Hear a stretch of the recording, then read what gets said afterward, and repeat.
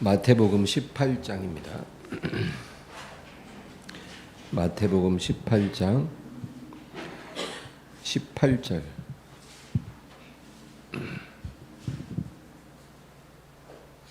합독합니다. 진실로 너희에게 이르노니 무엇이든지 너희가 땅에서 매면 하늘에서도 매일 것이요 무엇이든지 땅에서 풀면 하늘에서도 풀리리라. 아멘. 성경은 하나님의 자녀를 왕 같은 제사장이다 그렇게 말합니다. 근데 우리는 이 표현이 아주 추상적인 것으로 생각을 합니다. 그러나 이것은 굉장히 실제적인 것입니다. 하나님께서 우리를 부르실 때 예수님과 동일한 존귀함으로 부르셨습니다. 그래서 예수님이 사람으로 우리를 위해 죽으신 거예요. 우리가 예수님과 연합하게 하시고 예수님의 존귀함을 우리에게 돌리신 것입니다. 그러니까 예수님이 왕이고 제사장이면 저와 여러분도 왕이고 제사장인 것입니다. 그냥 그는 뭐 아주 실제적인 것입니다. 여러분, 왕이란 무엇이냐? 우리는 지금 민주주의 국가에서 살고 있기 때문에 왕이 뭔지 잘 모릅니다. 그러나 이 왕이라는 것은요, 이 정치적인 권세를 가진 통치자입니다. 왕은 종신제입니다. 그래서 죽을 때까지 왕을 하고 죽으면 그 아들이 그것을 물려가는 것이죠.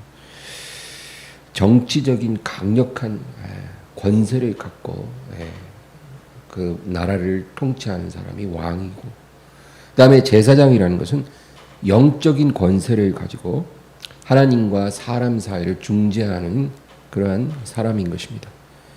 그래서 이 왕도 존귀하고 제사장도 존귀해요.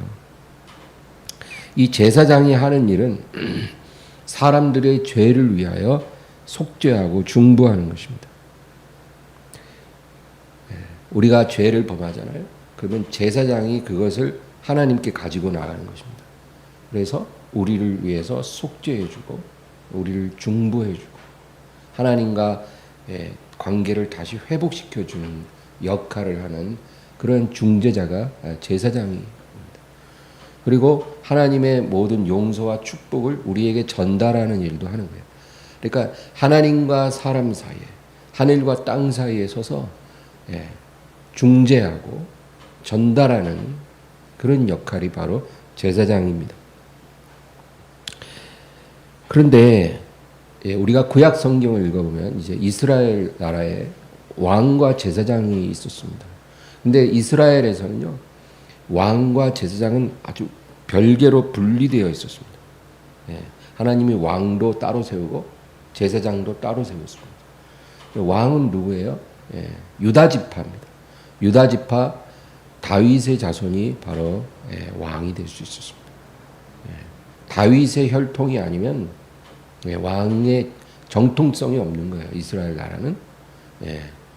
그러니까 헤롯이 그 유다 지파의 왕으로 나신 아기를 죽이기 위해서 그렇게 혈안이 된 거예요. 왜냐하면 자기는 정통성이 없는 왕이거든요. 에돔 사람이에요. 유대인도 아니고 에돔 사람이고 로마 황제에게 뇌물을 주고 그 유대 지역의 분봉왕으로 자기가 임명을 받은 거예요. 그러니까 요즘 말로 하면 낙하산으로, 권력자에게 잘 보여서 낙하산으로 임명된 왕이기 때문에 정통성이 없어요. 원래 이스라엘의 왕은 반드시 다윗의 자손이어야 하거든요.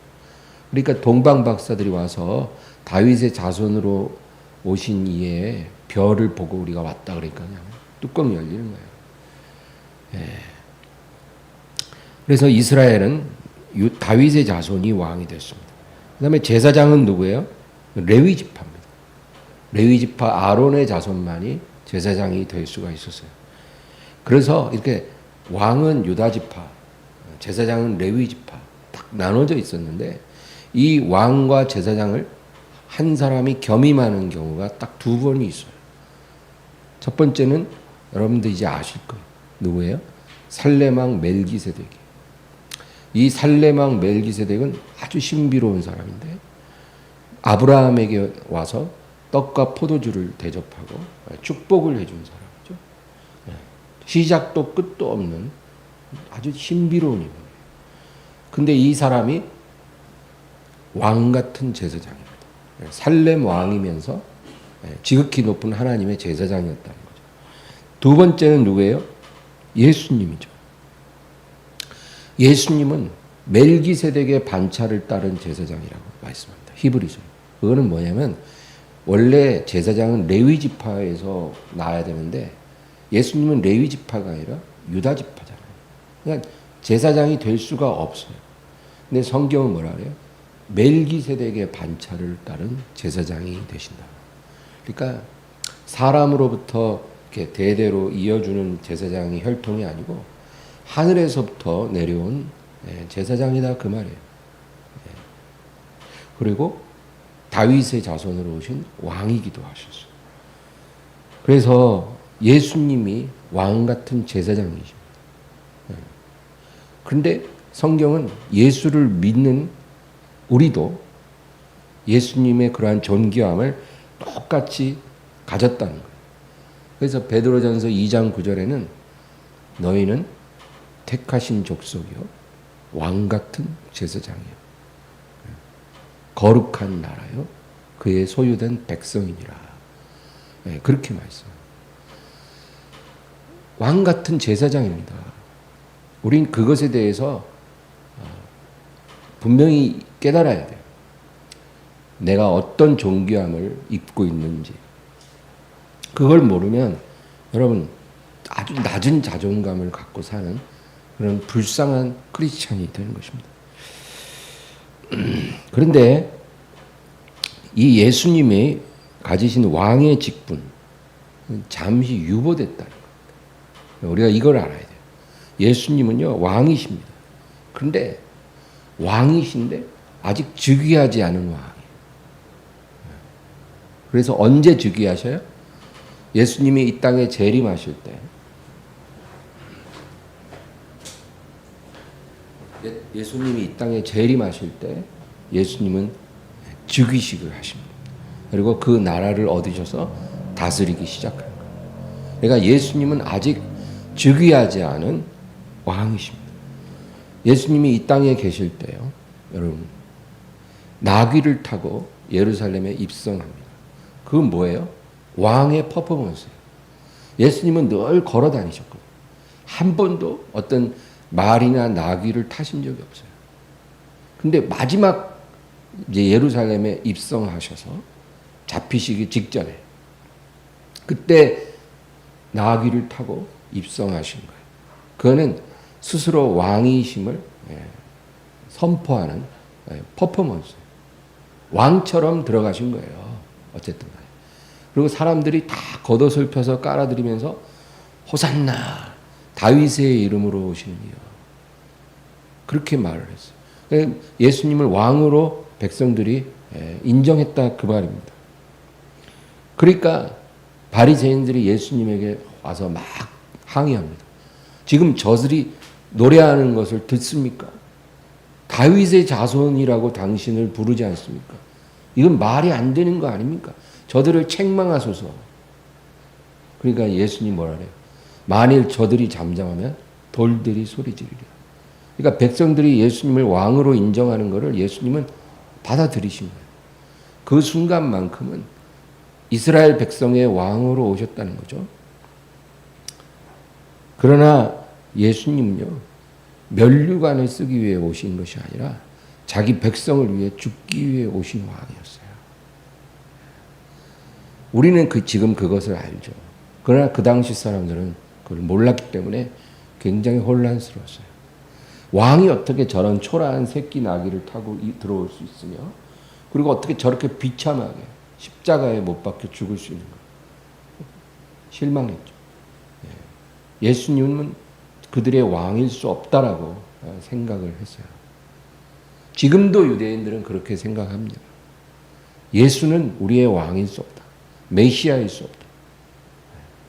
그러나 예수님은요, 왕으로 오셨고, 첫 번째 오셨을 때는 백성을 위해 죽기 위해 오셨고, 이제 두 번째 강림하실 때는 그때는 흰말을 타고 면류관을 쓰고 오실 것이라고 예언되어 있습니다.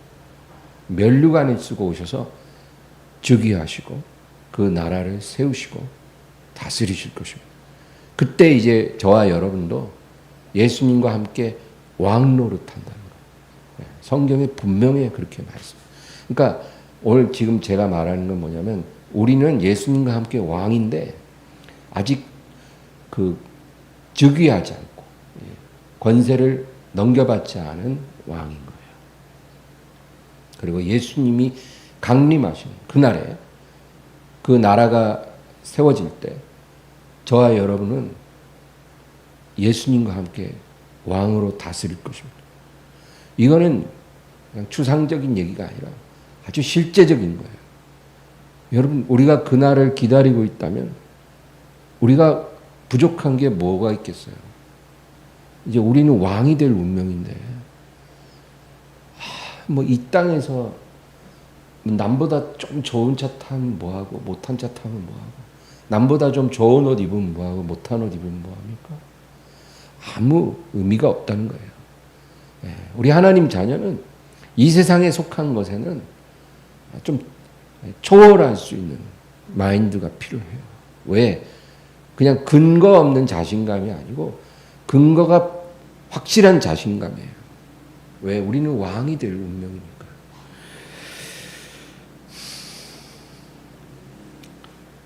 예수님이 이 땅에 다시 오시는 날에는 예수님을 기다리고 기뻐하는 우리들은 왕이 되겠지만 예수님을 미워하고 반대하고 거역하고 거부하는 자들은 처단됩니다.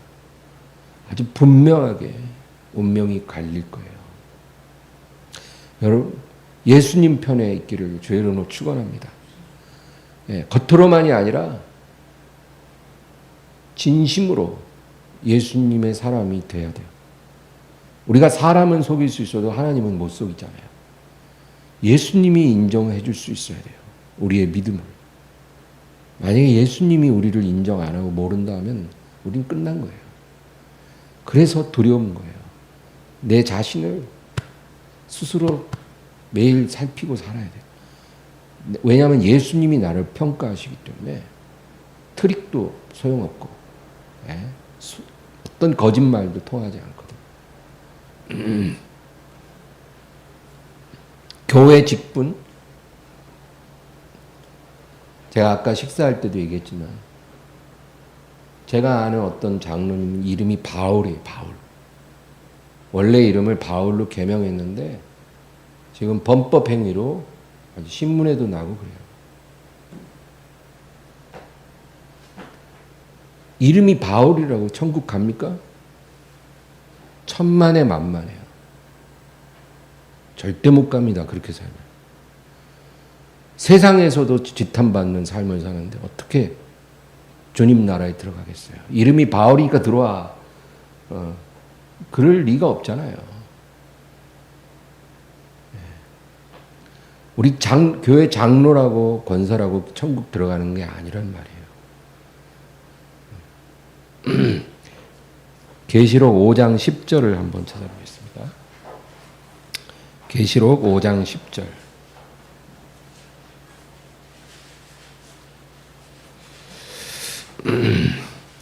다 같이요.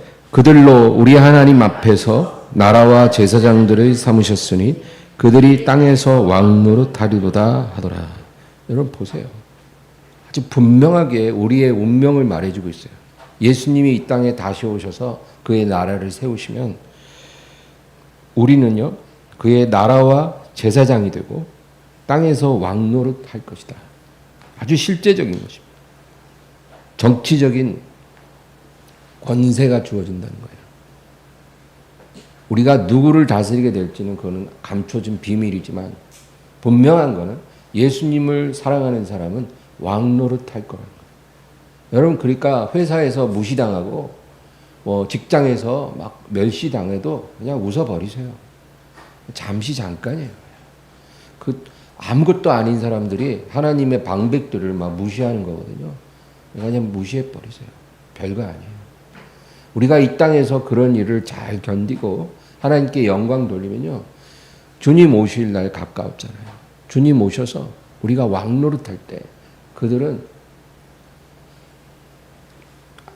부끄러움을 당할 거예요. 그리고 하나님의 무서운 심판을 받는 사람들. 그러니까 불쌍한 사람들이에요, 그들은.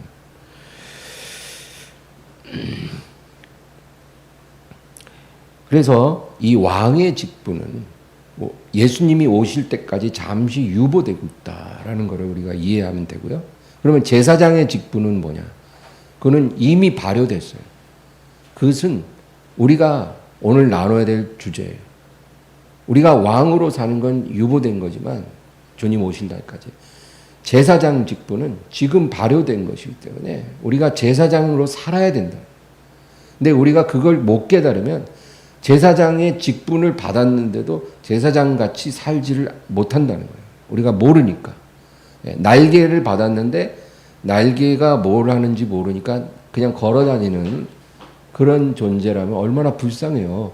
날아다니라고 날개를 붙여놨는데 날개를 쓸 줄을 몰라서 그냥 걸어다니고 기어다니면 너무나 불쌍한 존재이듯이 우리가 제사장이라는 것을 알아야 제사장답게 살 수가 있는 것입니다.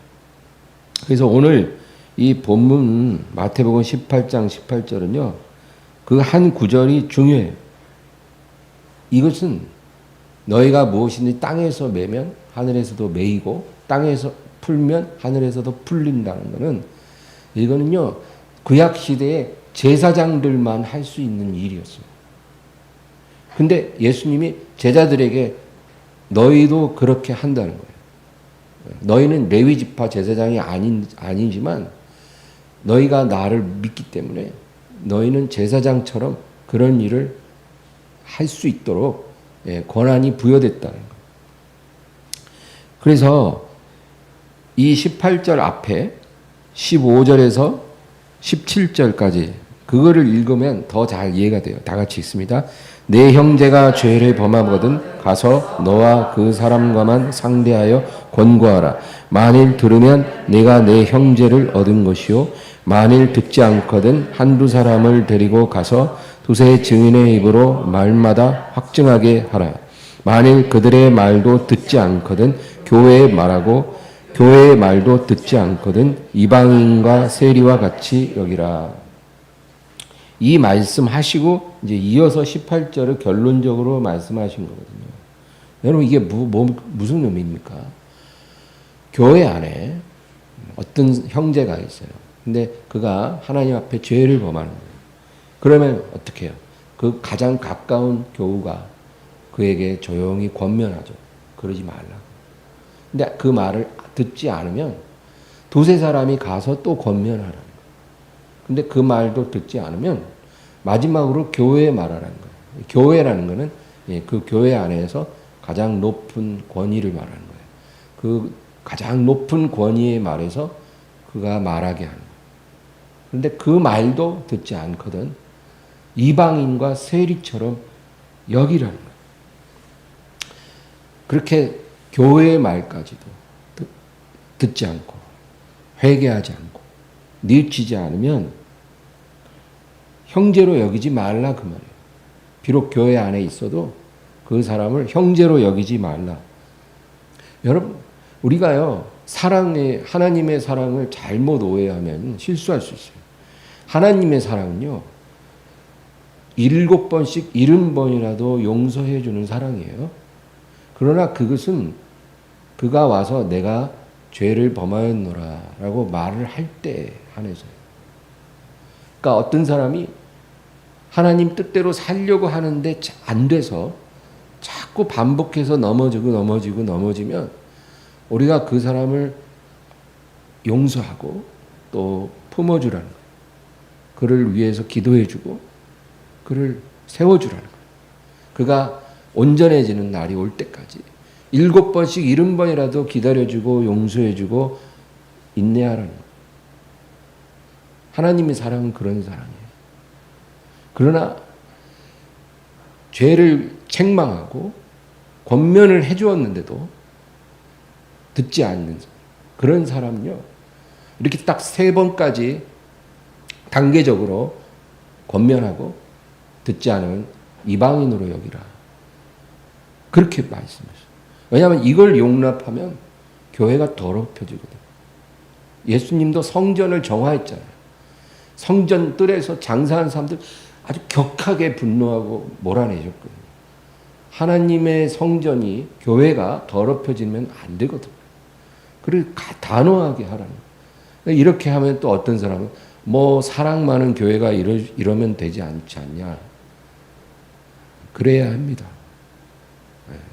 사랑은요, 하나님의 사랑으로 하는 거지 그냥 맹목적인 사랑이 아니에요. 그래서 이 말씀을 하고 나서 18절에 너희가 땅에서 매면 하늘에서도 매이는 것이고 땅에서 풀면 하늘에서도 풀린다. 그러니까 지금 15절에서 17절의 이 말씀은 너희가 땅에서 매면이라는, 땅에서 매는 것의 하나의 예시예요. 너희가 3번이나 권면했는데도 듣지 않는 사람은 너희가 이제 이방인으로 여기라는 거죠. 그 말은 뭐예요? 교회의 일원이 아니라는 거예요. 그거는 축복의 문을 우리가 닫는 거예요. 우리가 예수 안에서 한 가족이면 축복이 서로 막 흘러가는 관계인데, 이런 사람은 우리가 이방인으로 여긴다는 건 축복의 문을 딱 닫아버린 거예요. 우리가 그렇게 하면 하늘에서도 축복의 문을 닫으신다. 그러니까 우리가 오다를 내면 하늘이 시행하는 거예요. 이런 관계를, 이게 제사장만이 할 수 있는 일이거든요. 제사장이 닫으면 하늘에서도 닫히고 열면 하늘에서도 열리거든요. 그러니까 그 비둔한 엘리가 한나를 축복했는데도 축복대로 됐잖아요. 그런 영적 세계의 질서가 있거든요. 근데 구약 시대는 레위 지파 제사장만 그런 권세를 갖고 있었지만, 지금은 예수를 믿고 성령과 동행하는 모든 그리스도인이 제사장이라는 거예요.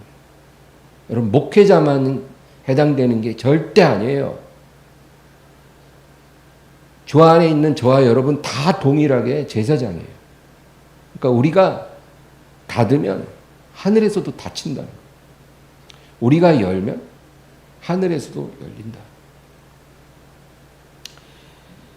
그래서 이 18절을 말씀하시고 19절, 20절에는 푸는 것에 대해서 또 주님이 말씀하시고 19절, 20절입니다. 진실로 다시 너희에게 이르노니 너희 중에 2사람이 합심하여 무엇이든지 구하면 하늘에 계신 내 아버지께서 그들을 위하여 이루게 하시리라. 2-3사람이 내 이름으로 모인 곳에는 나도 그들 중에 있느니라. 아멘. 이제 이것은 이제 18절에 말씀한 푸는 것에 관한 이야기예요. 너희가 무엇이든지 풀면 하늘에서도 풀린다는 거예요. 근데 그 푸는 거를 뭐로 비유하시냐면 2-3사람이 내 이름으로 내게 아버지께 기도하면, 그러면 무엇이든지 아버지께서 그들을 위하여 이루게 하시리라. 무엇이든지. 그러니까 여러분, 어떤 형제가 오랜 세월 저주로 매여 있어요. 오랜 시간 사탄의 속박 아래에서 고통당하고 있어요. 그럼 지금 매여 있잖아요. 근데 우리가 주의 이름으로 2-3사람이 그 형제를 위해서 기도한다. 하나님, 이 형제의 속박을 풀어주소서. 매인 것에서 자유케 하소서. 우리가 기도하면 우리가 오다를 한 거예요. 그러면 하늘에서 시행한다. 너희가 무엇이든지 풀면 하늘에서도 풀리리라. 믿으시기 바랍니다. 이런 권세가 있어요, 우리가. 그러니까 얼마나 우리가 존귀한 사람들입니까? 그런데 이런 기도를 할 때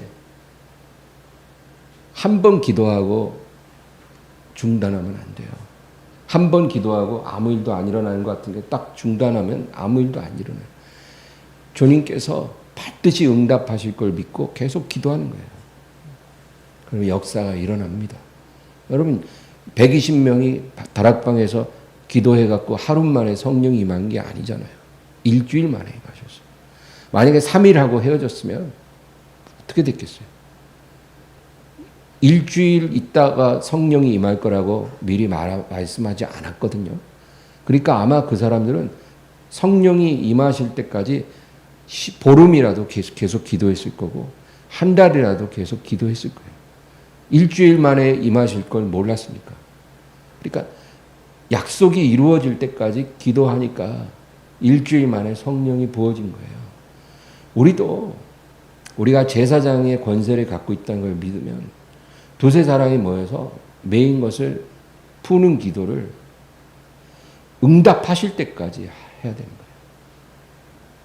여러분 중단하지 마시기 바랍니다. 우리 자녀들이 저주에 매여 있는 부모들이 있잖아요. 그 기도하다 안 돼서 막 중단하지 말고 1년이 됐든 10년이 됐든 믿고 기도하세요. 하나님이 뜸을 들이는 건 이유가 있어요. 그 중에 하나는 그걸 통해서 나를 깨뜨리고 변화시키는 뜻이 있기 때문에 하나님의 뜻을 믿고 역사하실 때까지 기도해야 되는 거예요. 요한복음 20장 한번 찾아볼까요? 요한복음 20장 22절 23절 22, 23 다 같이 읽습니다. 이 말씀을 하시고 그들을 향하사 숨을 내쉬며 이르시되 성령을 받으라. 너희가 누구의 죄든지 사하면 사하여질 것이요 누구의 죄든지 그대로 두면 그대로 있으리라 하시니라. 이것도 같은 말씀이에요. 성령을 받으라. 그렇게 말씀하시고 나서 그 다음에 이제 제사장의 권세를 주시는 거예요. 너희가 누구의 죄든지 사하면 사하여질 것이요 누구의 죄든지 그대로 두면 그대로 있으리라. 이게 구약 시대에는요 제사장만 할 수 있는 일이에요. 근데 그거를 제자들에게 부여하신 거예요. 제자들뿐 아니라 예수를 믿는 그리스도인들에게 이 권세를 주신 거예요. 그런데 그 전에 성령을 받으라. 너희가 나를 믿었으면 반드시 성령을 받아야 돼요. 성령 안에서 살면 너희는 이런 권세를 갖고 살게 될 것이다. 그 얘기예요.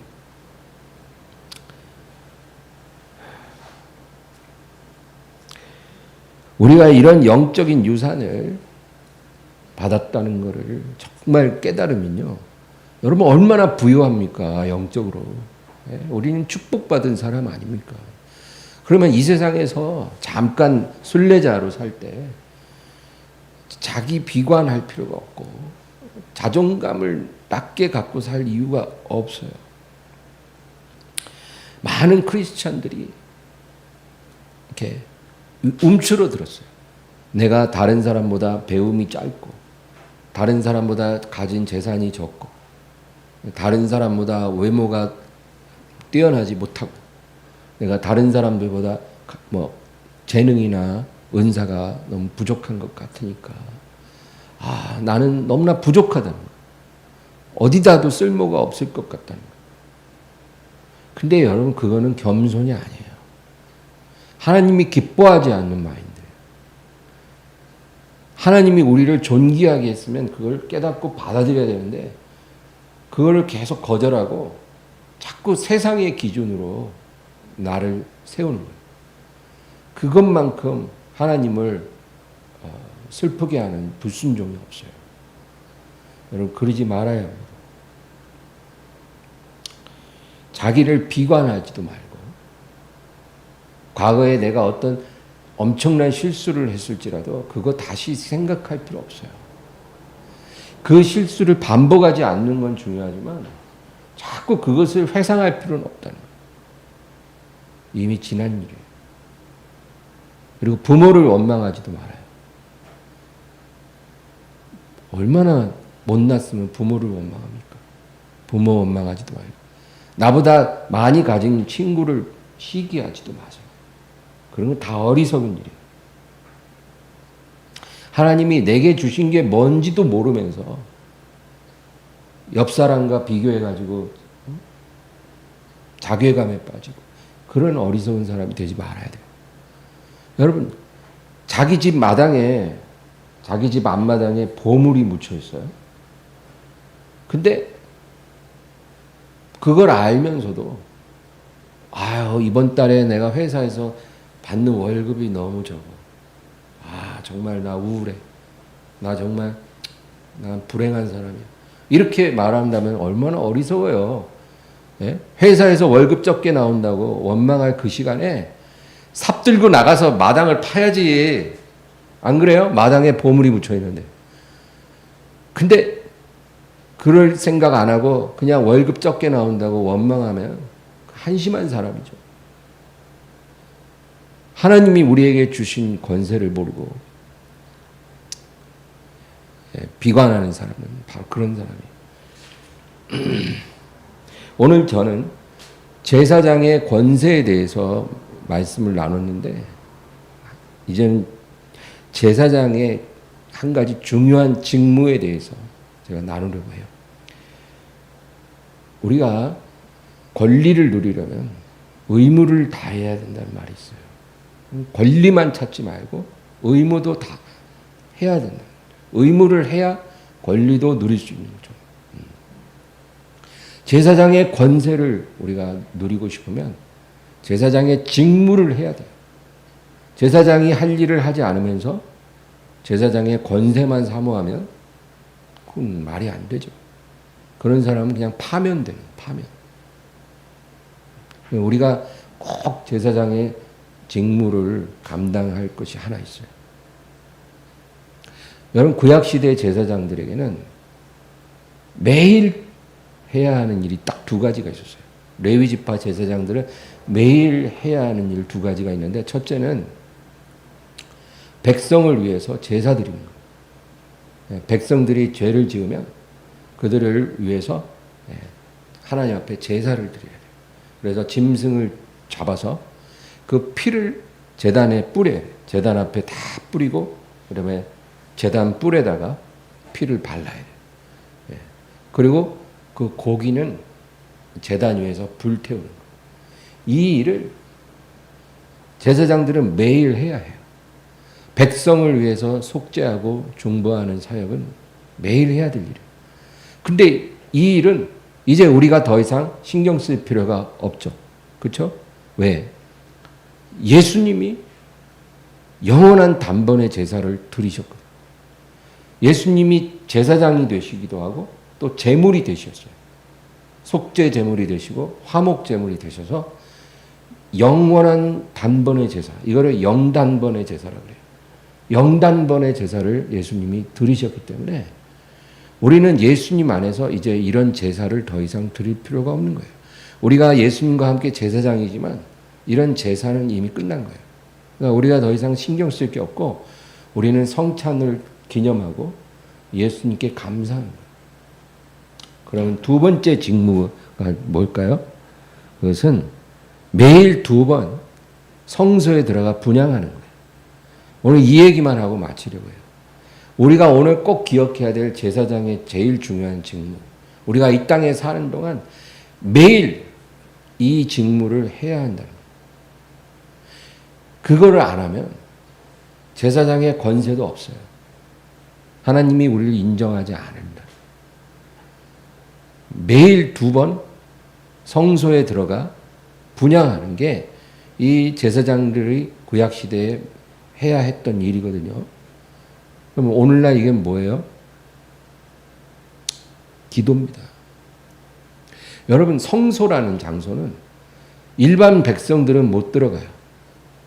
제사장만 들어갈 수 있는 장소가 성소예요. 근데 이 제사장이 성소에 딱 들어가면 정중앙에 보이는 게 뭐냐면 분향단이에요. 분향단.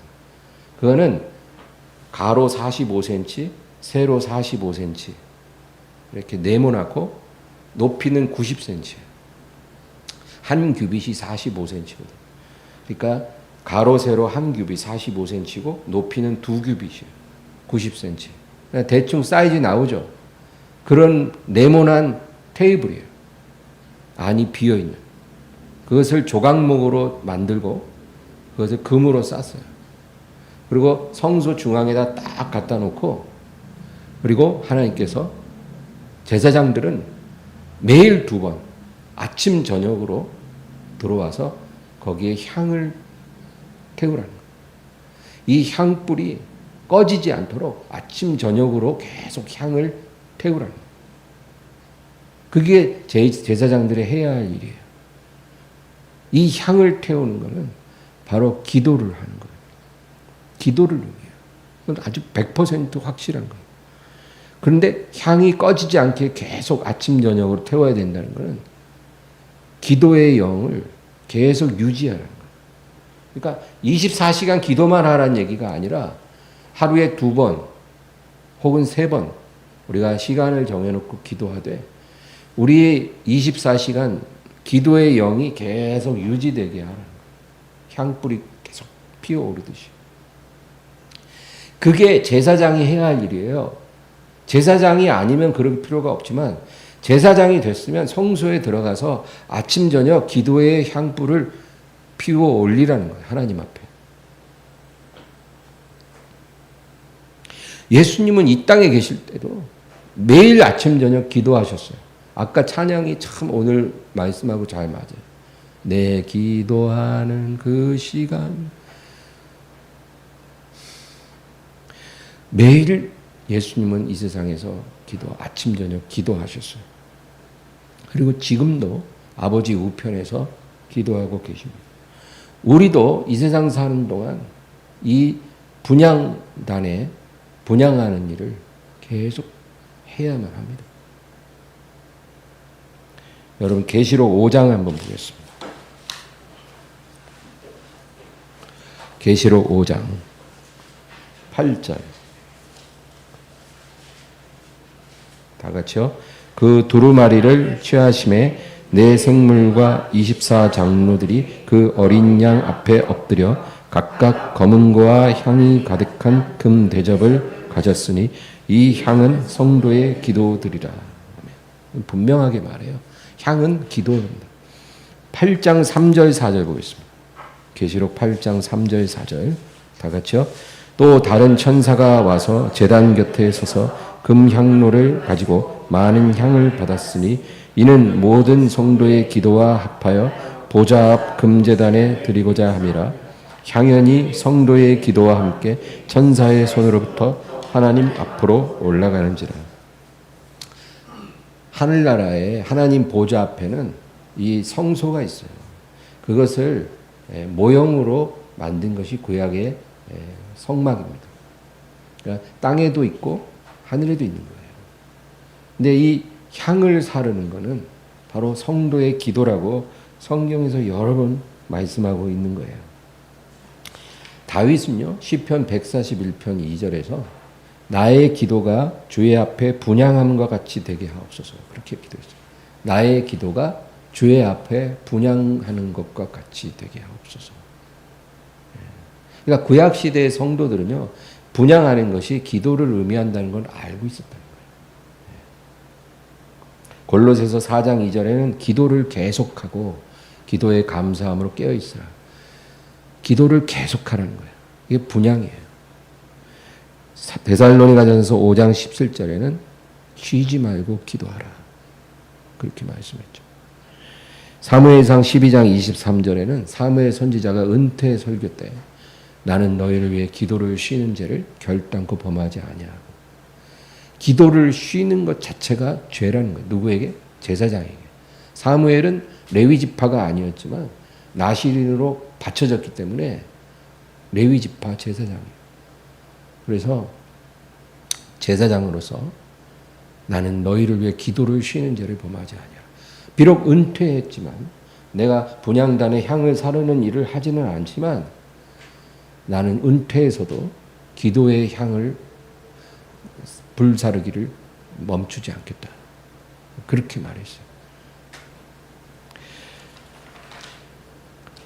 여러분, 분향할 때 태우는 향이 뭘까요? 유향이에요. 유향. 유향 알죠? 예수님이 태어나셨을 때 박사들이 드린 예물 중에 하나가 유향이에요. 이 유향에다가 소합향, 나감향, 풍자향을 반씩 섞어서 태우는 거예요. 근데 제일 중요한 건 유향이에요. 유향이 기본이고 그 다음에 이제 다른 향을 하나님이 지정한 대로 섞어서 태우는 거죠. 이 유향이 뭘까요? 유향. 유향이라는 것은 매년 6월에서 8월경에 이 유향 나무를 통해서 유향을 얻는 거예요. 어떻게 얻냐면 이 유향 나무를 세로로 상처를 해요. 세로로. 줄기와 가지에 수많은 상처를 해요. 6월에서 8월 사이에. 그래서 그 갈라진 상처에서 유향 진액이 이렇게 막 나오는 거예요. 그러면 가만히 놔두면 그 진액이 응고되는데 그게 꼭 완두콩 사이즈의 물방울 모양의 덩어리가 된다는 거예요. 그러면 그 응고된 알갱이를 이제 모아가지고 이제 유향으로 시장에서 팔기도 하는 거죠. 그리고 그것에다가 이제 소합향, 나감향, 풍자향을 반씩 섞어서 이제 하나님 전에서 분향단에다 불태운다는 거예요. 근데 이 유향을 하나님이 태우라고 할 때 거기에는 하나님이 우리에게 말씀하려고 하는 기도의 중요한 본질이 있다는 거예요. 여러분, 상처난 나무에서 나온 진액이 상처난 나무에서 나온 진액이 시간이 흐르면서 응고되는 것이 유향이고 그것을 불로 태울 때 향기가 나서 하나님께 올라간다는 거잖아요. 예. 하나님께서 우리의 인생에 우리에게 상처를 주시는 이유가 바로 여기 있어요. 우리가 어떤 죄를 범했기 때문에 우리에게 상처를 주시는 게 아니에요. 우리가 뭐가 잘못됐기 때문에 우리에게 고통을 주시는 게 아니에요. 가장 큰 목적은 우리로부터 유향을 얻기 위한 거예요. 그래서 우리에게 상처를 주셔요. 크고 작은 상처를 내서 거기서 그 상처 사이에서 진액이 나오는 거예요. 그 진액이 시간이 흐르면서 굳어지잖아요. 여러분, 그 굳어진 게 유향이에요.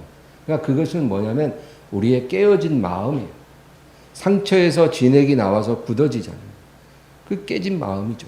상처가 계속되고 세월이 흐르면 여러분 상처를 많이 받고 실패를 많이 겪고 예수님처럼 질고와 질고를 아는 자가 되면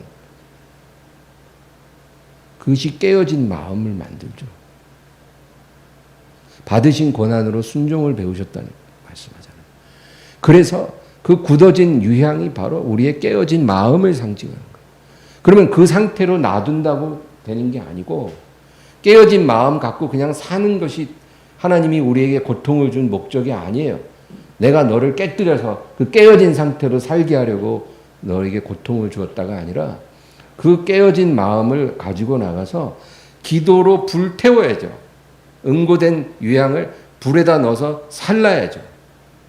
그래서 향기가 나게 만들고 연기가 올라가게 하라는 거예요. 하나님은. 그게 기도예요. 그러니까 하나님이 우리의 삶에 여러 가지 고통과 실패와 상처를 주시는 목적은 그것으로 진액이 나오게 해서 굳어지게 해서 깨어진 마음을 갖게 하시고 그리고 그것이 불에 들어가서 기도의 불로 타오르는 거예요. 하나님 앞에 향기로운 제사가 되도록. 우리가 제사장으로 이 세상에서 해야 될 가장 중요한 직무가 그 기도의 직무예요. 아침 저녁으로 향기로운 향을 사르라는 거예요. 그 기도의 직무보다 더 앞서는 건 없어요. 우리가 다른 건 못해도 그거는 해야 돼요. 절대로 여러분 중단하지 마세요. 그 분향하는 것을. 피곤하다고 바쁘다고 아침 저녁으로 분향해야 될 그 제사장의 직무를 여러분 다른 것에 양보하지 마세요. 빠뜨리지 마세요. 아침 저녁으로 분향하세요. 기도로서. 하나님 앞에 사르세요. 그렇게 해서 하나님이 우리를 받으시면 여러분 하나님의 목적이 이루어지고 우리가 기도할 때 뭘 기도할까요? 하나님께 감사하겠죠. 하나님께 영광 돌리겠죠. 그리고 나를 위해 기도할 뿐 아니라 모든 형제들의 매인 것을 풀어주는 그 기도를 하라는 거예요. 우리 자녀들의 매인 것을 푸는 기도. 제사장이니까 그렇게 기도로 우리가 매인 걸 풀면 풀리리라 했잖아요. 자녀들의 매인 거 풀어주고, 주변 사람들의 매인 거 풀어주고, 나와 관련된 사람들의 매인 거 다 풀어주는 그런 기도를 하라는 거예요. 아침 저녁으로. 너희가 그렇게 기도하면 그렇게 된다는 거예요. 제사장의 권세도 우리가 알아야 되지만 제사장의 직무 중에 가장 중요한 이 기도에 분양하는 것 우리가 잊지 말고 주님 오실 때까지 승리하시기를 바랍니다. 하나님 아버지, 오늘도 주님께 나아갑니다. 주님을 찬양합니다. 기도의 분양을 멈추지 말게 하시고 아침 저녁으로 이 향을 살아서 하나님 앞에 향기로운 제사가 되게 하시고 기도의 영을 24시간 유지하는 저희들이 되게 하옵소서. 아무리 바빠도, 아무리 피곤해도, 아무리 아파도, 아무리 마음이 분주해도 이 기도의 분향은 어디서든지 내가 주님 앞에 불사를 수 있게 하여 주시옵소서. 주님께 감사하며 예수님의 이름으로 기도합니다.